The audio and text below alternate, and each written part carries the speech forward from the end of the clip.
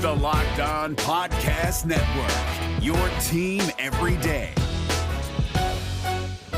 You are Locked On Bulls, your daily podcast on the Chicago Bulls, part of the Locked On Podcast Network, your team every day. Here are your hosts, Matt Peck and Big Dave Watson.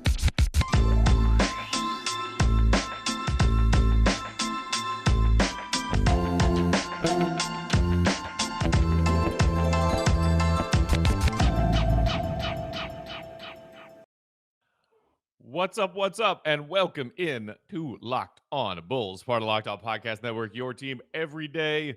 I'm Matt Peck. You can follow me on Twitter at Bulls_Peck. You can follow my co-host Big Dave at BAWL Sports. You can follow us at Locked On Bulls. You can also shoot us a text or leave us a voicemail for our mailbag episodes at 331-979-1369. Whatever's on your mind. Bulls Summer League action. Malice at the Palace. I'm waiting for Dave to watch it because I want to talk about it. I mean, it's something famous in NBA history that happened with two other Central Division teams. We're going to talk about that at some point soon as Big Dave watches it, because I watched it late last night. Being great. And I'm itching. I'm itching to talk about it. But so we got to talk about a big 30-point game from P-Dub. The Bulls getting their first Summer League victory. Huge comeback win over the Spurs. Also talk about the impact that one Ayo Dosunmu had on that game.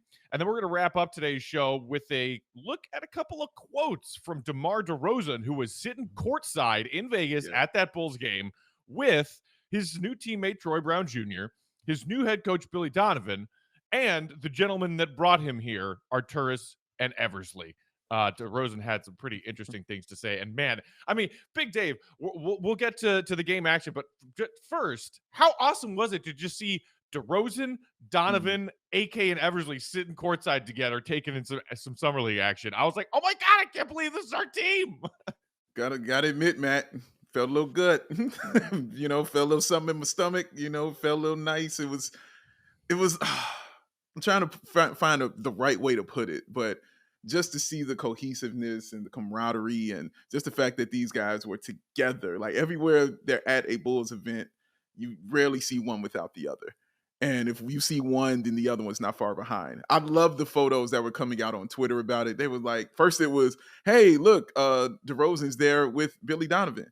And then right underneath it'd be like, oh, AK is right next to him too. Cool. Yeah. Oh, okay, Mark Eversley is there also. This is amazing. Like, it was just great seeing that, man. And it just looked so right. Like, everybody just looked together and was focused on the game. And you saw Billy Donovan just talking to DeRozan. It was great. It was the bottom line. It was great. It was great. It was great. You know what else was great was seeing Patrick Williams respond after a pretty rough first game in Summer League. We talked about the Bulls' loss to the Pelicans in their first Summer League action, and P-Dub maybe forcing the issue a little bit because he was in a new role and he was being asked to carry this team offensively, something certainly he was not used to from his rookie season. And I like the way that he responded in this game after such a bad second half of the previous game. And, the Bulls get down big in this one. They're trailing by 22 at one point late in the first half. And the team responds by, tightening things up a little bit defensively. They start knocking down some shots. And then as the Bulls are protecting a small lead late in the game, they turn to Patrick Williams time again. I like that they looked to get him in his spots where he was comfortable. Like, yeah, he made some pull-up threes, and that's a new fun part of his game that we're seeing in these Summer League games, but also how confident he looked working, out of the high post, from the elbow, face-up jump shots that were just silky. Yes. I like the fact that we're seeing that his shot form is already looking better, and a quicker release and a tighter range of motion from his shot last season. That's a noticeable improvement, but also just the fact that, and it's something he spoke about after the game, taking on that leadership role for this young, Summer League squad, saying, hey, it's crunch time late in this game. I'm the best player out here. Give me the damn ball, and I'm going to lead us to victory. That's exactly what he did. Let me start right there, Matt, because that was my biggest takeaway from this. We'll get to the stats and stuff in a second. The idea that last year people were worried about his mental fortitude and wondering if he could take that step mentally and if he was that guy. A lot of people were just flat out saying he's not that guy mentally. He's not going to be that person, guys. He does either you got it or you don't. And I'm like, he's 18. He doesn't know what he has. You know what I mean? He has Right. no clue. And the right coaching and the right development, he'll figure it out. When you heard those stories come flying out about how he reacted to that team in that second half with the things he said, and like you said, in that fourth quarter, and even in his own words, he was like, I wanted the ball. I wanted the ball. I wanted to win, period. I was like, tears. It was an emotional time for me, Matt, because this is what you want. The skills are there. You see what he does. Everything else we were just worried about was mental, him putting it together and having that mental fortitude to take it there. That was the biggest takeaway for me, Matt, was how everybody, not just the coaching staff, but some of the players like, no, dude, he came in that locker room like, yo, we got to do this. Let's get it going. And you saw the change of that whole entire team in that second half because they were getting their ass whooped in the beginning, that first half. And that whole second half, everything flipped. And to know he was the reason was big. Now, to his stats, 30 points, Matt. 30. He dropped 30. Come on, man. I don't care what league it is. He dropped 30 on these cats and did most of his damage in the second half and in the fourth quarter when you needed your star to step up. This is what Matt said before the summer league started. What he wanted to see from Patrick Williams. Him dominate, be the best player on the floor time after time, and take over and win. That's exactly what y'all. That wasn't a crazy thing to see because we know how good this dude is. And you see why Matt wasn't crazy to say that because that's exactly what you got when you saw that in that fourth quarter. Every single position on the floor he was scoring from layups, turnarounds, post-ups, from the elbow, the three-point shot, the off the dribble, the catch and shoot. He scored every single facet of the game. And he took 23 shots again. Another game with 20 shots. Another one. Mm-hmm. And this time they were falling for him. The leadership, the scoring ability, the two-way playing that he was doing, because he was also solid, much better on the defensive end in this game.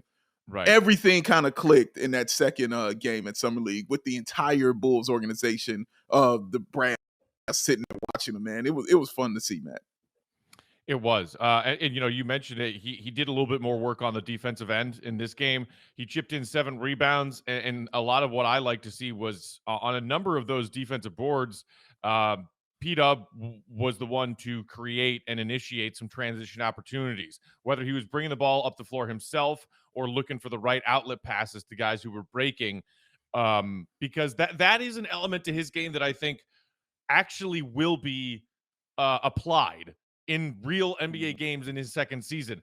The stuff, and you were right to bring up after game 1, hey, his handles still look a little shaky.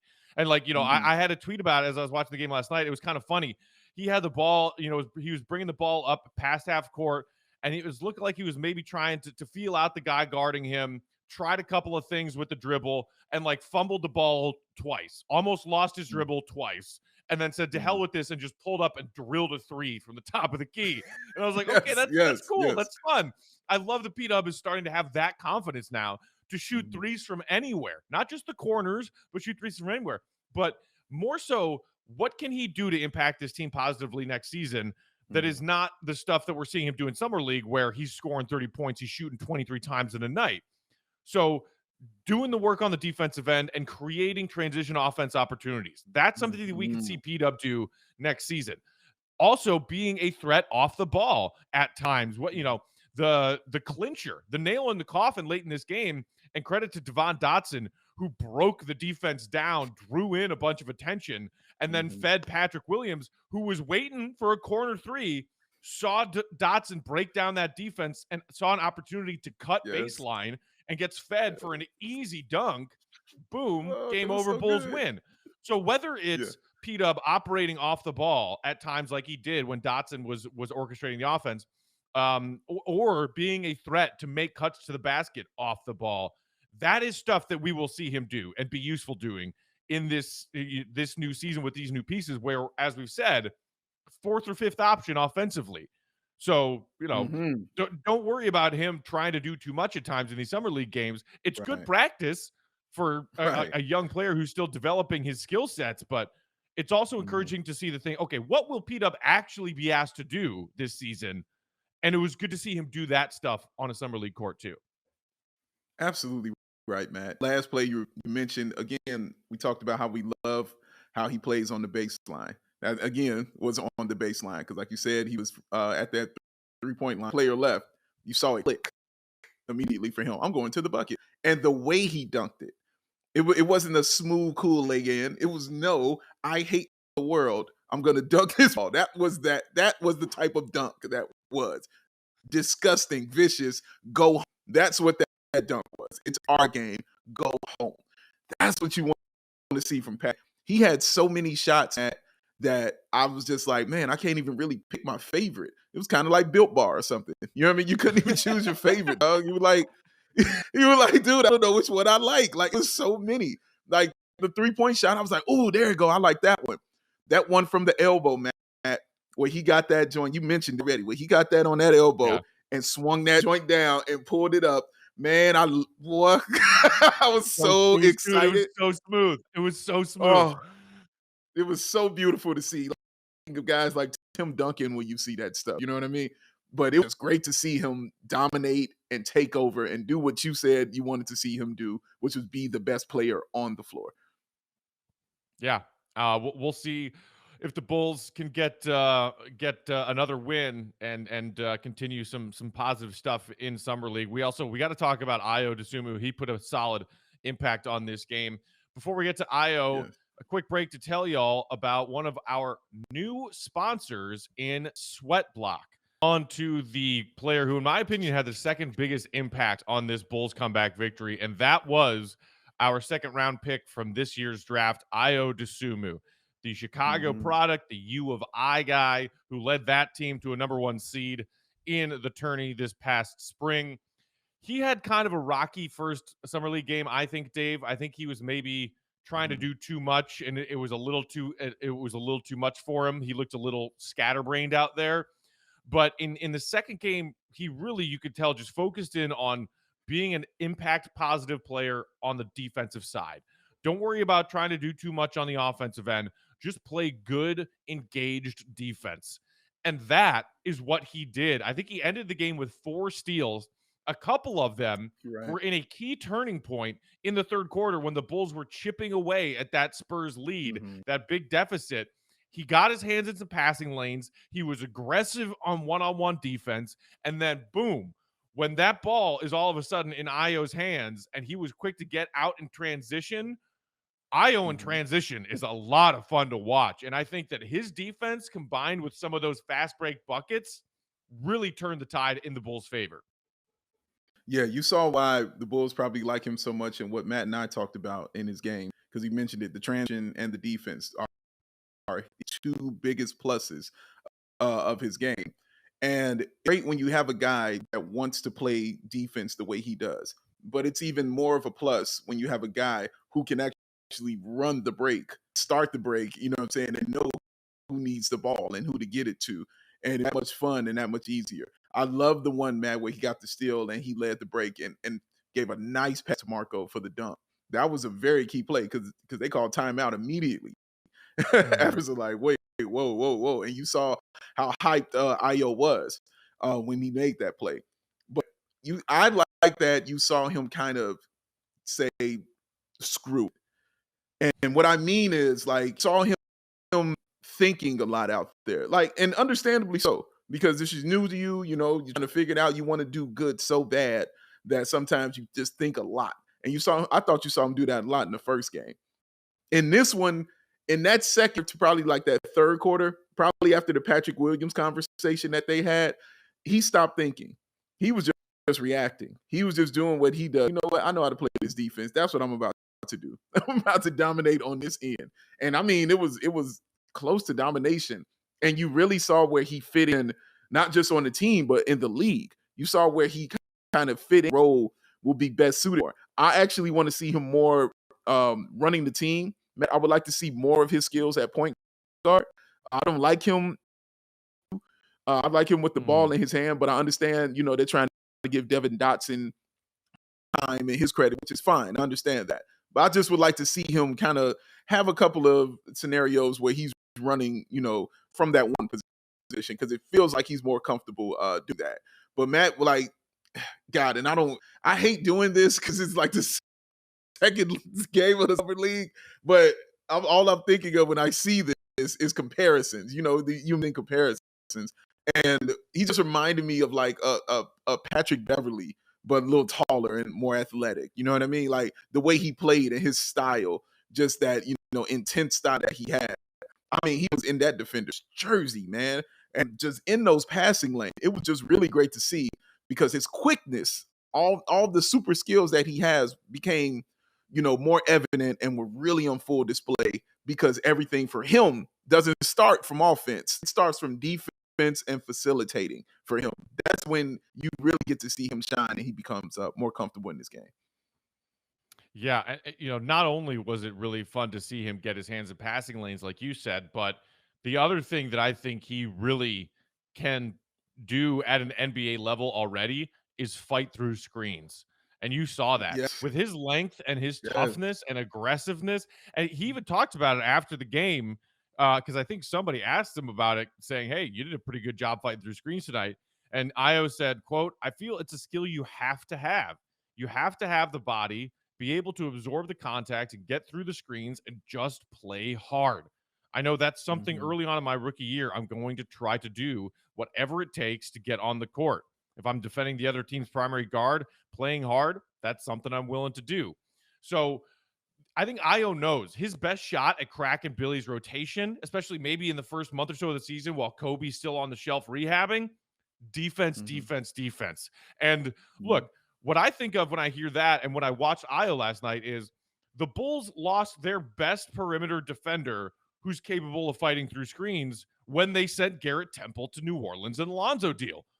Garrett Temple, like when you watched Garrett Temple fight through a screen and then watched all of the other Bulls fail miserably at it, you're like, wow, this is a world of difference. Ayo, with his tenacity and his length, you saw that skill on display, and it's one that matters, especially for this Bulls team whose perimeter defense was so bad last season. And look, we're excited about the perimeter defense that Lonzo's going to bring. We're excited about the point of attack defense that Alex Caruso is going to bring. But if Ayo is going to crack this rotation, he knows that his best shot is doing it as a defensive-minded guard.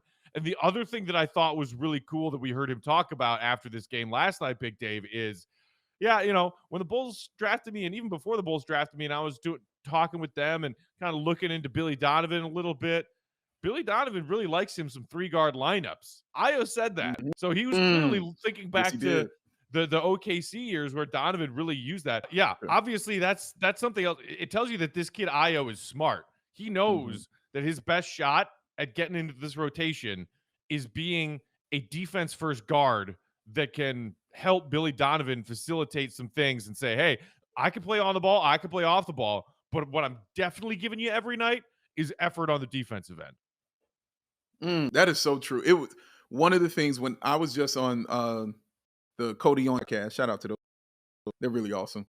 Matt's definitely been on there. Yeah, they're really awesome.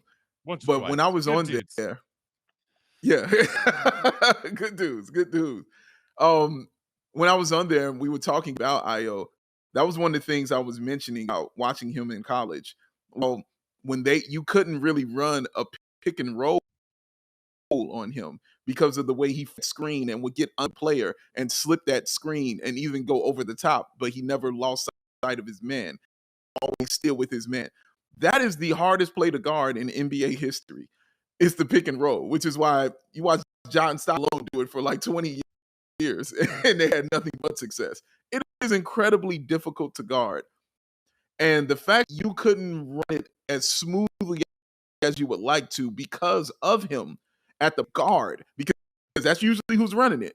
At the point of attack, he's the dude you can't really screw off. He's the one fighting underneath it. That's going to be annoying, not only for the ball handler, but for the man team. That's going to be annoying. And it's going to make it easier, especially for big men that don't defense or like being, you know what I'm saying, at the top of the key, run it. It's going to make it a little easier for them. They can start cheating a little, just a tad bit, a skosh. because of what he's doing, slipping under those screens and staying with the ball handler or going with the big man, however you want to do it. So yeah, Matt, you're absolutely right. And that's a great point I didn't even think of with losing Garrett Temple, who was their best defender. He was the guy, you're right, who always fall over those screens and who always was on whoever their ball handler was or their best player. He was the one outside of Williams that was guarding that as far as the guard is concerned. So yeah, it was impressive. I'm really impressed by that, and I like the fact playing. And he wasn't thinking out there. He was just out there reacting.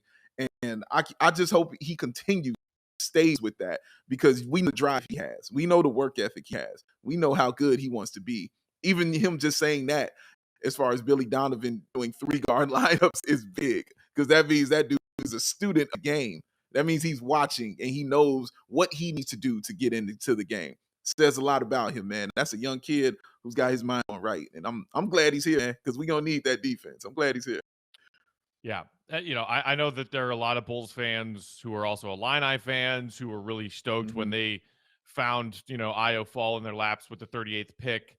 I know that there are still some Bulls fans who would have preferred them to swing on the undersized guard, Sharif Cooper, who has crazy handling and playmaking ability. And we saw him hit a big game winner in his summer league game the other night as well. So, we'll see. Clearly, Ayo's going to have to fight and scrape and claw to find a spot in Donovan's rotation with all of the backcourt pieces that they've added. But clearly an easy kid to root for, and loved what you saw from him last night. All right, we also have to get to the guy taking in the game courtside last night, the Bulls' new all-star wing, DeMar DeRozan, and some of the thoughts that he shared. Before we do that, a quick word from our friends at BetOnline. BetOnline.ag, the fastest and easiest way to bet on all of your sports action. Baseball season's in full swing, and you can track all of that at BetOnline. Get all the latest news, odds, and info for all of your sporting needs. Major League Baseball, we've got the NFL season about to kick off, all of your UFC and MMA action as well. So before the next pitch, head over to BetOnline on your laptop or mobile device. Check out all the great sporting news, sign-up bonuses, and contest information. Don't sit on the sidelines anymore. This is your chance to get into the game and start making money watching the sports that you love. Head to the website or use your mobile device to sign up today and receive your 50% welcome bonus on your first deposit when you use promo code Locked On. So go to BetOnline, create an account, put $100 in that account, and they will give you $50 extra to play with. Again, you got to use promo code Locked On at sign up for that 50% welcome bonus. BetOnline, your online sportsbook experts. All right, Big Dave, last thing we wanted to get to on this episode, DeMar DeRozan sitting courtside. With his new teammate, Troy Brown Jr., with his new head coach, Billy Donovan, with Arturas and Eversley, the men who brought him here. Simple question. What enticed you about coming to Chicago, DeMar DeRozan? His answer, Talk slow, Matt. and we got this. Talk slow. We got this from our great friend Darnell Mayberry, who covers the Bulls for The Athletic here in Chicago. Shout out Darnell. Shout out. I hit him up to come on a couple weeks ago, and he was like, "I'm on vacation," and I was like, "Oh, okay. Enjoy your vacation, and then come on sometime soon." So I hope you had a good vacation, Darnell. Word. But so this quote was courtesy of Darnell Mayberry. DeRozan on coming to the Bulls. Quote: "The talent. Obviously, great city, great organization. The history behind it's definitely amazing. But for sure, the talent. Looking at players like Zach. I've been a fan of Zach since he's been in the league. Looking at the overall squad. Seeing Vucevic here. That's my teammate in college. So, yeah, it's been great." Simple question, simple answer. DeMar acknowledging, yes, historic franchise, great city, but primary answer to why'd you come here? Talent. And first and foremost, not just talent, Zach LaVine. Zach LaVine. One more time. Can we give this man some more props? Bulls fans, oh my goodness. I still somehow feel as if Zach LaVine does not get enough love and credit in this city, because DeMar DeRozan is here because Zach LaVine. When you seen it is all I'm asking. When have you seen it? The only time I can really point to, and I'm talking about when everybody agreed. I'm not talking about my man D Wade. I'm talking about when everybody in Bulls Nation kind of agreed, or majority, I should say, agreed with this player being here. Was Paul Gasol. That's the only time I kind of remember it. And he came because of Joakim Noah. And he took a pay cut just to play with him and, be around that kind of vibe. Totally understandable. But I'm talking about, this is your best player on the team. Maybe he's your one. Like, for sure, gold medal winning, all-star Zach LaVine. A guy dropping 27 on you. You know what I'm saying? 50, 40, 80 club. Just barely missing 50, 40, 90. And out there balling, representing Chicago, representing the Chicago Bulls. DeMar DeRozan saying not only is he a fan of Zach LaVine, he's been a fan since he's been watching him in the league. That's a long time. That's about 7-8 years, ladies and gentlemen. He's been watching Zach and saying, man, that dude can play basketball. So that tells me a couple things. One, yes, Zach LaVine deserves more love. Because Zach LaVine brought in a piece. I shouldn't even say a free agent. He brought in a piece for this team that nobody thought was even on the radar for the Chicago Bulls. And he came here for that reason, because of Zach LaVine. Two, it shows you that the Bulls need to be taken a little bit more seriously around the league, guys. I'm telling you, these players are talking in circles. They're having these conversations.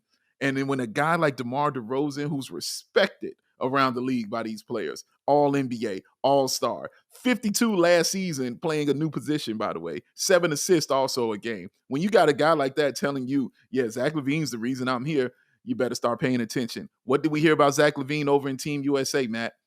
Heard nothing but praise from those players, didn't you?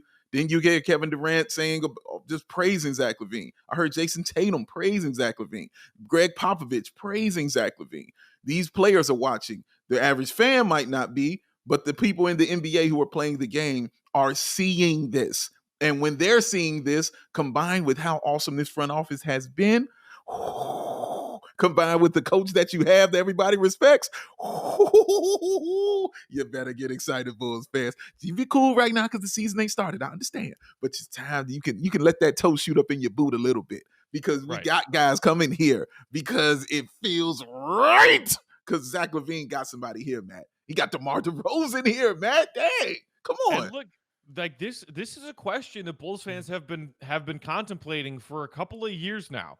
As Zach has started to build his game to an all-star level, and we're all sitting around saying, okay, he's a piece. He's clearly a piece. Is he a good enough piece to build around? One, and because clearly the pieces around him right now aren't good enough. They're not giving him jack squat when it comes to help. Squat. And two, can he successfully recruit? Can he be good enough and draw enough eyes and gain enough mutual respect with other star players in the league to draw them to Chicago, to recruit to Chicago as a piece that draws other pieces? Yes. That's been a question for a couple of years now. And there have certainly been some skeptics who don't think that he could do it. A little bit. We don't have to name them all. Some of them are nameable. We don't have to name them all. But here's your answer to that question. Even as they were jetting off to Tokyo and we were like, yeah, Zach LaVine, Team USA. And we were like, go do some recruiting, buddy. Go do some recruiting. And then parentheses, oh God, what if he's the one who gets recruited? That's totally a possibility. Oh dear God, please don't let it be that. Here's your answer. Yeah. Can Zach LaVine and the respect that players in this league have for him, combined with this team in this market, in this city, recruit successfully players of a certain caliber? DeMar DeRozan just answered that question for you, y'all. It is hell yeah. Hell yeah. Hell yeah. You know what other awesome thing about this is, Matt? It kind of removes your worry that I didn't have this worry, but I'm sure other Bulls fans had this worry about him being on this team next season. It removes that worry. You don't make these moves thinking that Zach LaVine is going to be gone next season, especially when players are telling you they're here because of him. And then we also have heard that Zach LaVine was incredibly instrumental and the construction of this team in this offseason, of the players they should get. So you got a guy who your front office is involving in decision making as far as who should be on this team. And you thinking that he's about to leave that after a year? No, because you don't get that often. You don't get that when players get that kind of thing. There are a bunch of star players who don't get that, but he's getting it here, and he's getting it in Chicago. It still matters. The market still matters. Sorry, John Sabine, but the market still matters. That it's Chicago. It's still a thing, man. So I can just imagine the Lonzo Ball wanting to be here because of Zach LaVine. I know for a fact DeMar DeRozan wanted to be here because of Zach LaVine. So now you're not going to leave that is all I'm bottom lining is that. You can't just say, put all this together. Great. Bye. No, that's not what it's going to be. He's going to go ahead and he's going to solidify that with his contract next season because AK and Eversley just really honestly seem like stand-up guys, and they're being seen like they're being guys of their word. It seems like, again, Matt, this is speculation. It just seems like they said, look, we want to pay you for sure, but we want to get you a team first. Let's get you some winning first. Let's get you some players first. We're going to need that money this year. We will take care of you next year. We got you. It feels like that's what was said, and Zach is taking them at their word, and they have been straight up in their dealings. That's all you can ask for in business, baby, and it's been beautiful. And look, hopefully next year, right around, off season between season 21-22 and 22-23, when it's time for Zach's payday. And even if there are other teams around the league who are saying, ooh, we want you, you're going to try and steal him away. Jerry Reinsdorf is distracted by a White Sox team making another, playoff push. And his son, Michael, can write that fat check to Zach LaVine to get him to stay. That is the scenario that I hope we see play out. Mm-hmm. Grandpa Jerry is playing with his White Sox toy over here. And his son Michael goes, Zach LaVine, here you go. Shh, cash it now. Cash it now. Cash. Oh, man. Hey, man, I do want to say one thing to you. And this is kind of off topic. And I want to say this to you because I just want to sit back and enjoy this. But I had my moment when Cristiano Felicio was finally let go of this team. He was my guy. He was the one I wanted to see leave. And I had my moment, and Bulls Nation was very happy that I had my moment. But then I was reading in the comments, well, guys, what about Denzel Valentine? And I said, you know what? You're right. My man Matt didn't have his moment. That was his guy. So Matt, Denzel is officially no longer a part of the Chicago Bulls organization. Please, Matt, tell everybody out there, how are you feeling about that? Honestly, I don't even know if I have a rant in Denzel, a rant about Denzel. It's mostly just relief. And relief that brings me to an emotional level that's almost like happy crying and just like heavy breathing and sighs and sighs and sighs of relief. I mean, I still remember 3 years ago when we are doing this podcast, me and my guy Jordan. Shout out. And there was a coming up to training camp injury update on one Denzel Valentine. Day to day with a foot/ankle something. I saw that update. Jordan and I hopped on the mics and I said, this dude's not playing a single game this season. Just watch.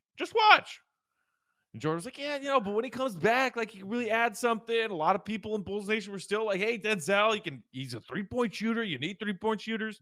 And I sat there and said, he's not playing a single game this season. Day to day turned into week to week, turned into surgery, turned into 0 of 82. Now, not only is that one of the great examples of me being right about pretty much everything, yes, but it also was the last straw for me and Denzel. I was never high on him to begin with when the Bulls drafted him. I was like, oh my God, you're taking a 4-year college player who had 2 bad knees and 2 bad ankles by the time he finished his collegiate career. This is such a Garpax pick. Oh my God. So I was out on him. I was out on him from the beginning. Mm-hmm. And then that happened. Mm-hmm. And I was like, never. And then anytime he got on the court, yes, he proved me right. Yes. He proved me right in that, okay, he might give you a decent game where it's like he gets 15 minutes off the bench and he scores. He gets a couple of, a big threes. Yeah, Denzel, flex on him. No. The other shoe always dropped, which was the Denzel Valentine's ridiculous overconfidence in the caliber of his game versus the level of NBA competition always came back to bite him and the Bulls in the backside. Mm-hmm. I mean, none of us, I think, have yet forgotten the most recent example of this season when the Bulls are in a tight game late. I think is it Miami? Heat. Yes. Yeah. The Heat. And the Bulls, it's a 4-point game with like 5-point game with over a minute left. The Bulls get a stop. Denzel pulls up from Steph range right after crossing half court. And with the most confidence I have ever seen in anyone about anything, jacks up a shot that doesn't come within a foot and a half of the rim.